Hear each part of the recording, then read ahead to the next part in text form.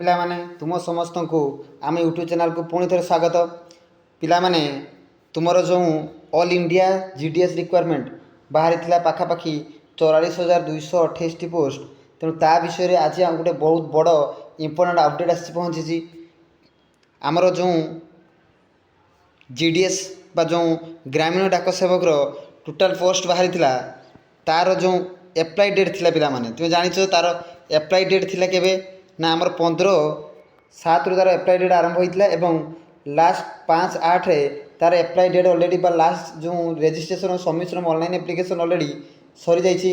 ତ important update ଇଏ ଯେ ତୁମର ଯେଉଁ ରହୁଛି ପିଲାମାନେ ସବୁଠୁ important date of edit correction window ମନେ ରଖିବ ପିଲାମାନେ। ଆମର ଆଜିଠୁ ଷ୍ଟାର୍ଟ ହେଇଛି 6/8/24ରୁ 8/8/24 ଭିତରେ ତାର ଡେଟ୍ ଅଫ୍ କରେକ୍ସନ୍ ଡେଟ୍ ବା ଯେଉଁ ଏଡ଼ିଟ୍ କରେକ୍ସନ୍ ୱିଣ୍ଡୋ ଆଜିଠୁ ଷ୍ଟାର୍ଟ ହେଇଛି ଏବଂ ଯେଉଁ ପିଲାମାନେ ପୋଷ୍ଟକୁ ଆପ୍ଲାଏ କରିଛନ୍ତି ଏବଂ ଯଦି କିଛି ଭୁଲ ପୋଷ୍ଟ ପକାଇବାରେ ଯଦି କିଛି ଭୁଲ ହେଇଥିବ ତେବେ ସେମାନେ ଆଜି କାଲି ଏବଂ ପରଦିନ ଅର୍ଥାତ୍ 6ରୁ 8 ତାରିଖ ଭିତରେ ସେମାନେ ତାକୁ କରେକ୍ସନ୍ କରିପାରିବେ ଏବଂ କ'ଣ ନା GDSରେ ପୁନର୍ବାର ତାକୁ କ'ଣ କରିପାରିବେ ଆପ୍ଲାଏ କରିପାରିବେ। ଇଏ ସବୁଠୁ ବଡ଼ ଅପଡ଼େଟ୍ ତୁମ ପାଇଁ ପିଲାମାନେ। ତେଣୁ ଯେଉଁମାନେ ନିଶ୍ଚିତ ଭାବେ GDSରେ ଆପ୍ଲାଏ କରିଛ ଥରେ ଫର୍ମ ଯେଉଁ ତୁମର PDF ଅଛି ତାକୁ ଥରେ ଦେଖିନିଅ, ଚେକ୍ କରିନିଅ ତୁମର ସବୁ ଠିକ୍ଠାକ୍ ଅଛି ନା ନାହିଁ।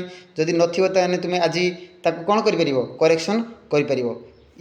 ଇଏ ଥିଲା ତୁମ ପାଇଁ ବହୁତ ବଡ଼ ଅପଡ଼େଟ୍।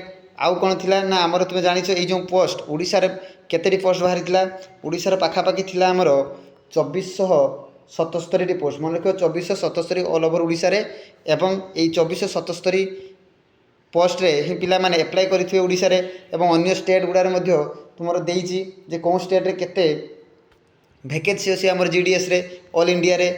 ଆଚ୍ଛା, ୟାର ପାଇଁ କ୍ୱାଲିଫିକେସନ୍ କ'ଣ ଥିଲା? ଓନ୍ଲି ମେଟ୍ରିକ୍ ପାସ୍ ଏବଂ ମେରିଟ୍ ବେସିସ୍, ଯାହାର ଯେତେ ପରସେଣ୍ଟ ମାର୍କ ଅଧିକା ଥିବ ସେହି ଅନୁସାରେ ସେ ତା'ର ସିଲେକ୍ସନ୍ ହେବ ଏବଂ ଏହା ମେରିଟ୍ ବେସିସ୍ରେ ଏକ୍ଜାମ୍ ହେବ ନାହିଁ ପିଲାମାନେ।